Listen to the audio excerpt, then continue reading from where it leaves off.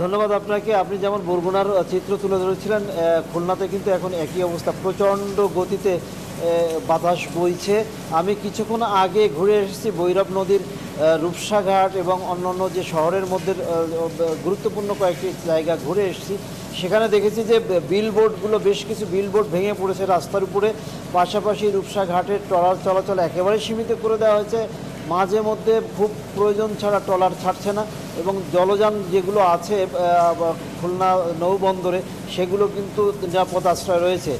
এবং গত প্রায় 1.5 থেকে 2 ঘন্টা ধরে কিন্তু মাঝারি গোছের বৃষ্টিপাত হয়েছে।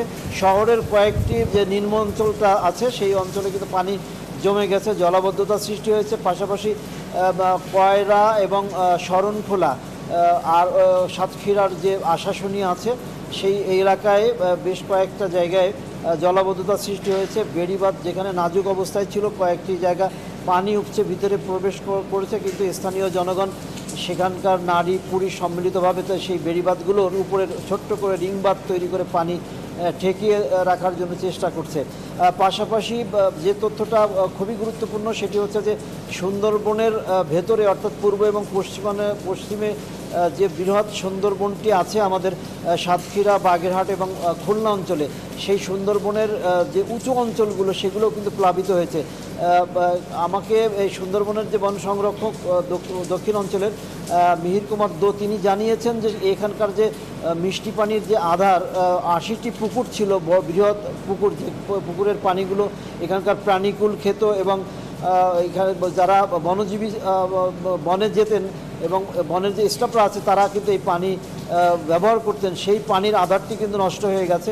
সম্প্রতি বিপুল অঙ্কের টাকা দিয়ে এই পুকুরগুলো মেরামত করা হয়েছিল, কিন্তু এখন শঙ্কা দেখা দিয়েছে যে প্রাণীকুল আগামীতে কী অবস্থা হবে।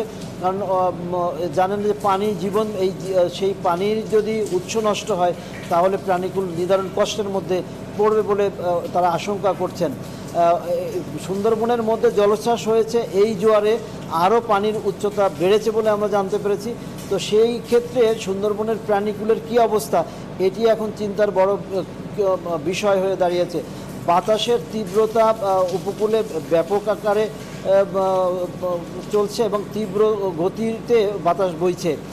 এবং আরেকটি বিষয় সেটি হলো যে আপনি জানেন যে খুলনা, বাগেরহাট এবং সাতক্ষীরা এখানকার 51 কিলোমিটার যে বেড়িবাঁধ আছে, যেটি অতি ঝুঁকিপূর্ণ হিসেবে চিহ্নিত করা হয়েছে, সেই ঝুঁকিপূর্ণ যে বেড়িবাঁধগুলো আছে এই বেড়িবাঁধগুলো কিন্তু নড়বড়ে অবস্থায় আছে। সেইটি সুরক্ষা দেওয়ার জন্য স্থানীয় মানুষ তারা কিন্তু নির্ঘুম রাত কাটাচ্ছে বলে আমরা জানতে পেরেছি, এবং অনেকেই বেড়িবাঁধ পাহারা দিচ্ছে এক প্রকার।